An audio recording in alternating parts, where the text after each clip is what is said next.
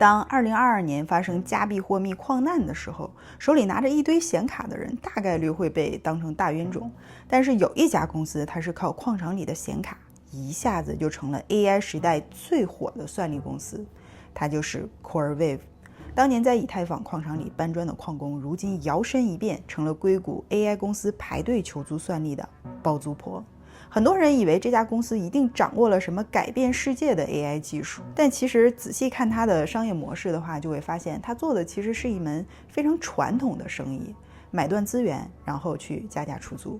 咱们先来看看这门生意是怎么赚钱的。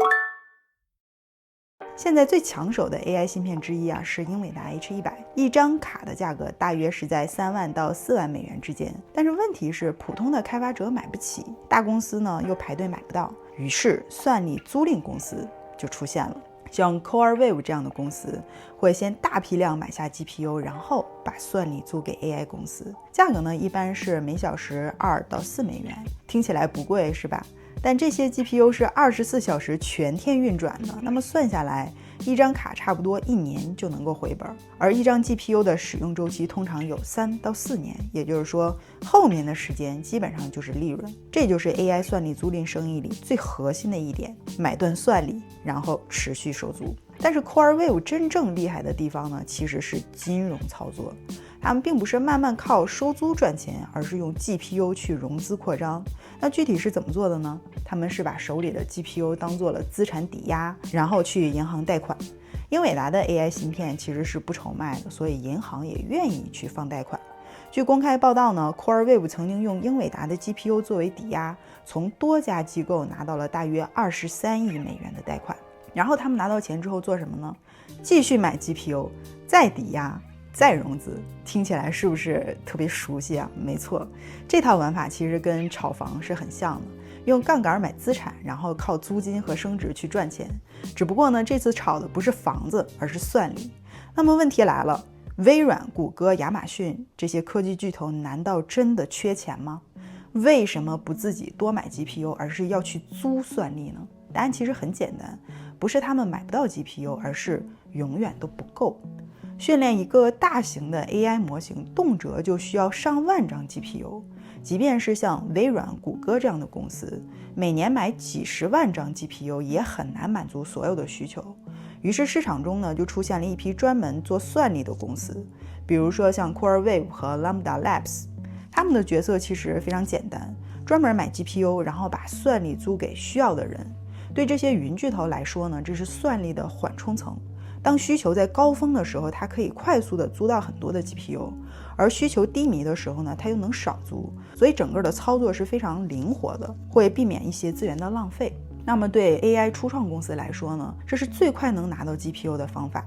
从某种意义上来说，这些公司其实就是英伟达生态里的算力渠道商。另一方面呢，现在很多的云计算巨头一边在买英伟达的 GPU， 一边也在研发自己的芯片。比如说像亚马逊有 Trainium， Google 有 TPU。 从英伟达的角度来看，这些公司未来都有可能减少对 GPU 的依赖，所以老黄也有自己的策略。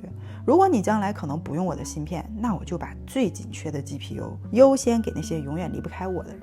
于是像 CoreWeave 和 Lambda Labs 这样的算力租赁公司就成了英伟达生态里的重要合作伙伴。他们没有自研芯片，只能买英伟达的 GPU。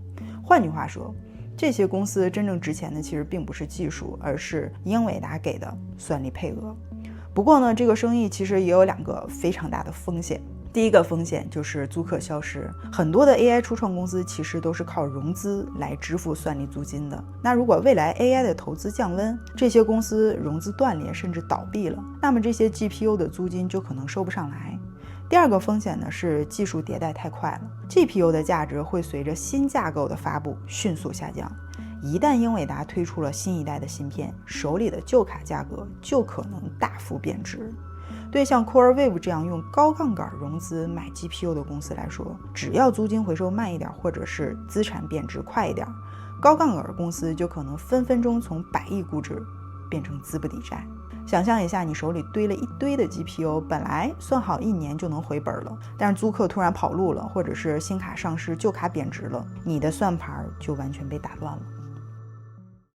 很多人觉得 AI 算力公司是科技奇迹，但说白了，它其实是一门非常传统的生意，买断稀缺资源，然后加价出租。只不过这一次他们租的不是房子，而是通往 AI 时代的算力。你觉得这门生意会像房地产泡沫一样崩盘吗？还是会像电力、互联网一样稳稳地成为 AI 基础设施呢？评论区聊一聊吧。我是丹姐，复杂的科技今天就讲到这儿喽，欢迎点赞关注，我们下期再见，拜拜。